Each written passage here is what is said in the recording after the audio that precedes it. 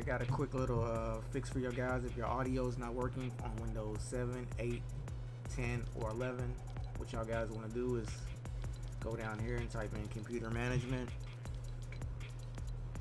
Should pop up right here. Just click on it.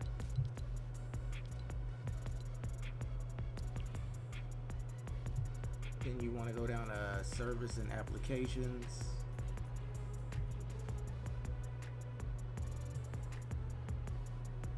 Scroll all the way down till you see Windows Audio.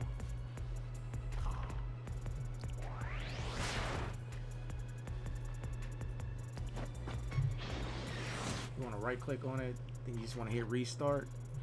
Let it do its thing, and y'all guys should have audio.